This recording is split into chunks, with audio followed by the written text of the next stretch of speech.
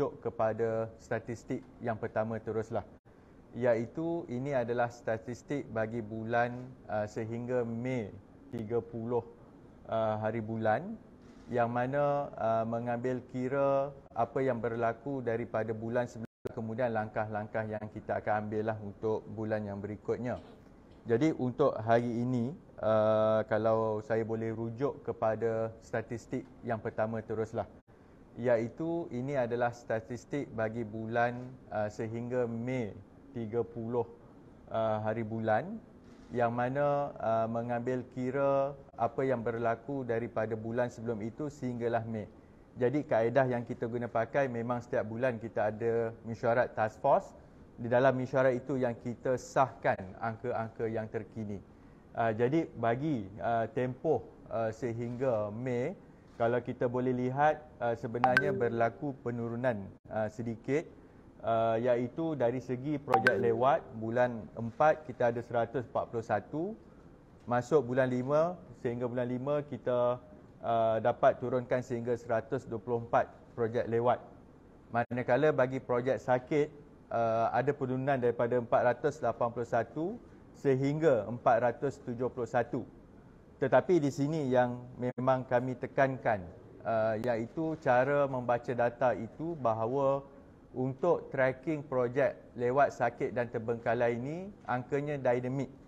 Sungguh pun kalau kita lihat contoh tadi projek sakit, penurunan itu secara besarnya 481 turun ke 471, tetapi sebenarnya dalam tempoh yang sama kita telah berjaya pulihkan sebanyak 31 projek.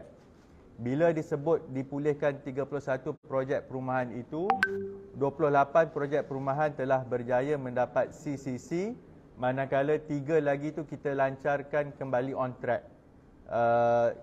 Jadi sebenarnya kalau tengok angka, kita ada penambahan iaitu sebanyak 22 projek sakit bagi bulan Mei. Maka sebab itu 22 sakit, 31 kita lancarkan balik, ada satu yang kita lancarkan jadi lewat. Dia kita tak detect lah sebab dia masih lewat. So 32, 22 ada perbezaan 10 projek perumahan yang kita dapat keluarkan daripada senarai projek sakit itu.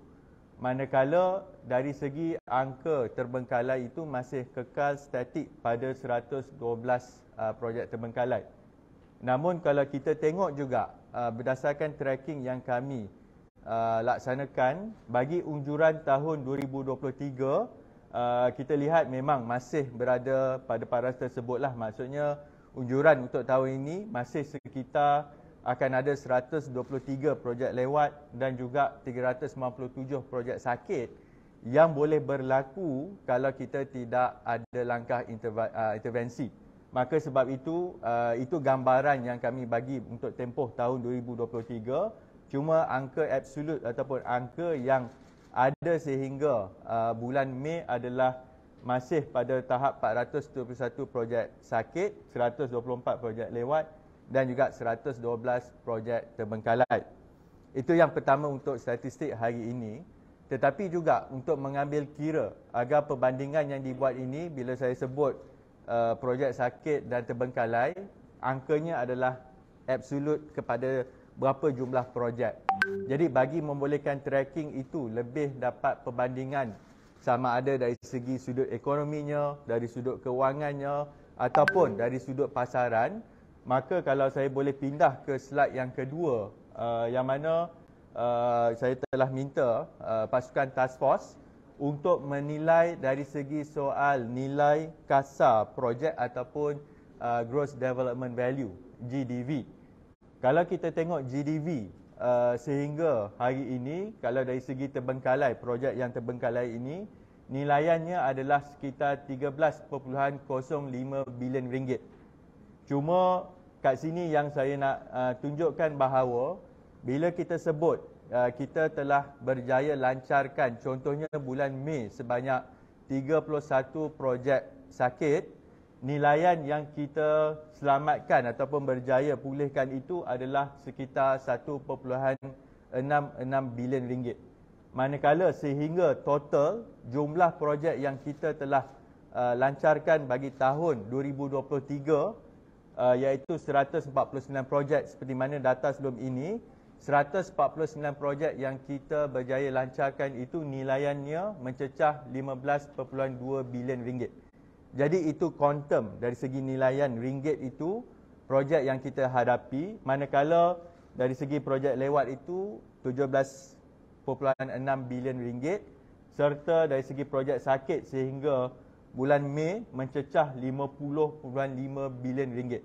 Jadi ini supaya saya, ialah sebelum ini pun di sidang media yang beberapa bulan yang lalu, pihak media juga meminta bantuan supaya kita dapat gambarkan dalam nilai GDV yang ini lebih mudah untuk kita bandingkan mungkin dengan industri lain, kita bandingkan keadaan dalam sudut kewangan maupun ekonomi. Boleh Yang ketiga, untuk berdasarkan statistik yang kita dah dapati dari segi projek, berapa jumlah, dari segi nilaian kewangan ataupun sudut GDV-nya tadi, perkara ketiga adalah bagaimana ketika inilah macam mana yang kami bagi update mewakili task force Jawatankuasa Khas melihat projek sakit dan terbengkalai. Memang ada beberapa tindakan proaktif yang kita cuba laksanakan supaya kita dapat mengekang daripada keadaan ini bertambah tenat ataupun terus merebak. Jadi antara tindakan yang kita telah laksanakan sebelum ini adalah untuk mengadakan sesi libat urus dengan pihak-pihak berwajib ataupun pihak-pihak syarikat utility supaya penyelesaian itu lebih tuntas dan lebih menyeluruh.